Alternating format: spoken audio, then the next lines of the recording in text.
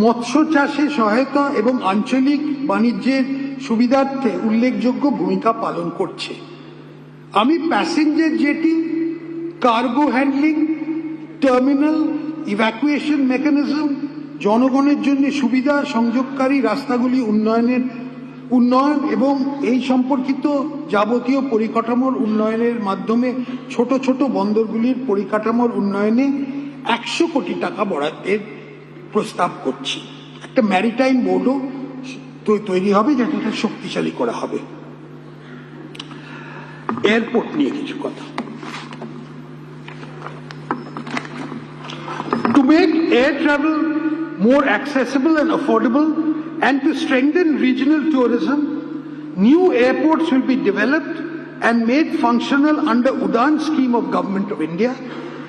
Such new airports will be set up in Purulia, Balurghat and Malda.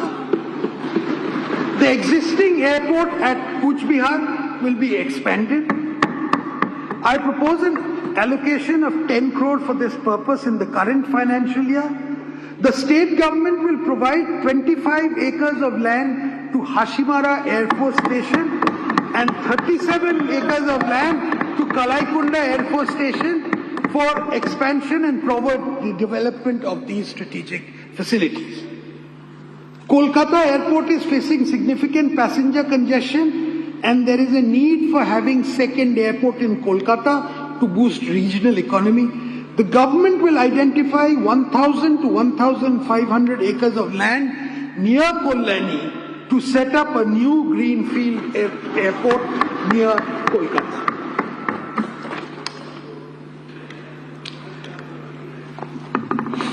বিদ্যুতের একটা shortage হতে পারে। এই বিপুল বর্ধিত চাহিদা মেটাতে সরকার ট্যারিফ ভিত্তিক প্রতিযোগিতামূলক দরপত্রের আহ্বান করে সরকারি ও বেসরকারি খাতের আইপিপির মাধ্যমে নতুন তাপবিদ্যুৎ কেন্দ্র স্থাপনের পরিকল্পনা করছে। পিপিপি মোডে সান্তালদিতে 2/800 মেগাওয়াট ক্ষমতা সম্পন্ন তাপবিদ্যুৎ কেন্দ্র স্থাপন করা হবে। সোলার এনার্জি ব্যবহার বৃদ্ধির এবং উৎসাহ প্রদানের উদ্দেশ্যে বক্রেশ্বর অনুমানিক মোট 2000 কোটি টাকা ব্যয়ে ব্যাটারি এনার্জি স্টোরেজ সিস্টেম সম্বলিত মেগা ফ্লোটিং সোলার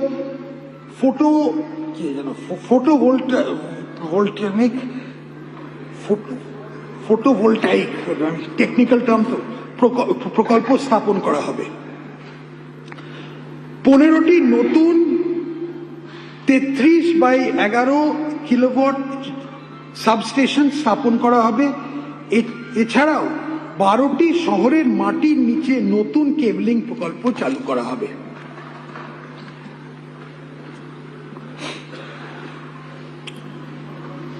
সাগরদ্বীপে যাওয়ার রাস্তা উন্নত করতে মুড়িগঙ্গা সেতুর নির্মাণ আমাদের সরকার বিবেচনা আছে। আমি ডিটেল ড্রয়িং, প্রাথমিকভাবে প্লান্ট ও মেশিনারি সংগ্রহ এবং বাকি জমির অধিগ্রহণের জন্য 100 কোটি টাকা বরাদ্দ করছি। পিএম সূর্যঘর মুফত বিজলি যোজনা প্রকল্প করা হবে, যার মাধ্যমে গ্রাহকেরা রুফটপে সোলার এনার্জি ব্যবস্থা স্থাপন করতে পারে। এর জন্য 100 কোটি টাকা বরাদ্দের প্রস্তাব আছে। এই প্রসঙ্গে SC/ST পরিবারগুলোকে 5000 টাকা অতিরিক্ত দেয়া হবে। 5000 টাকা। পূর্ব মেদিনীপুরের জনগণের কয়েক দশকের দাবি পূরণ করার জন্য নন্দীগ্রাম এবং হলদিয়ার মধ্যে সব ঋতুতে ব্যবহারযোগ্য অল ওয়েদার ব্রিজ একটা সেতু নির্মাণ করা হবে। ক্রমবর্ধমান সাইবার অপরাধ সাইবার ক্রাইম মোকাবিলা করার জন্য 50 একর জমির ওপর প্রশিক্ষণের সুবিধা সহ একটি ফরেন্সিক ল্যাব স্থাপন করা হবে। ধাপা কলকাতায় একমাত্র সক্রিয় ডাম্প সাইট, যেটা অনেকগুলো আরবান লোকাল বডিতে পরিষেবা করে।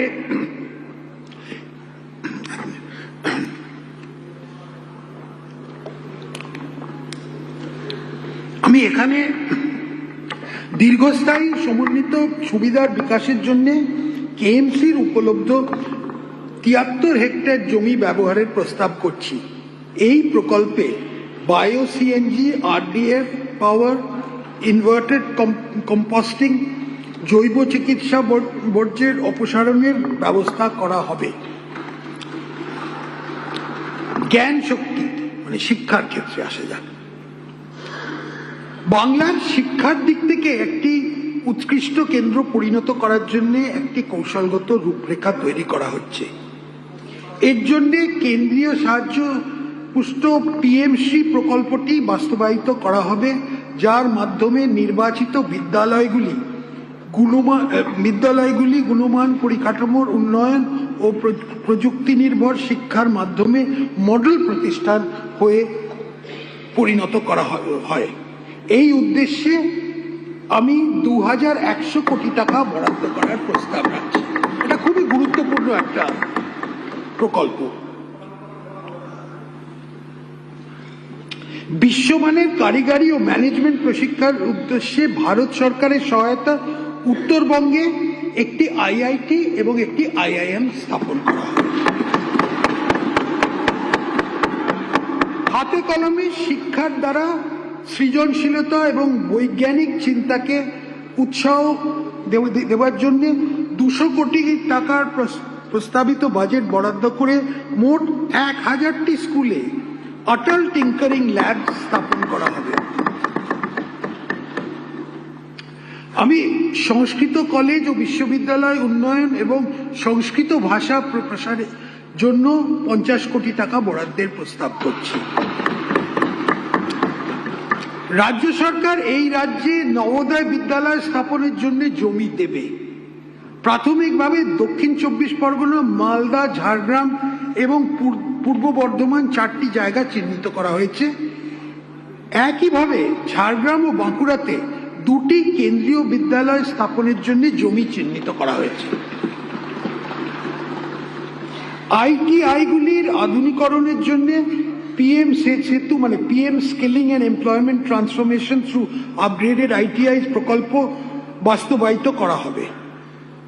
আমি এই ক্ষেত্রে 570 কোটি টাকা বাজেট বরাদ্দ করা হচ্ছে।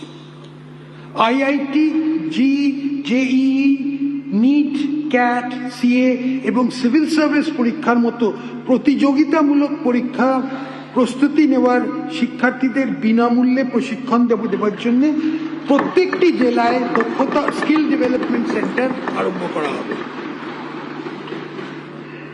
মেয়েদের জন্য শিক্ষাগত উৎকর্ষ বিকাশের লক্ষ্যে কাঁথি, কালিয়াচক, জঙ্গিপুর, সাগর, তুফানগঞ্জ এবং ফলতায় মহিলা কলেজ স্থাপন করা হবে।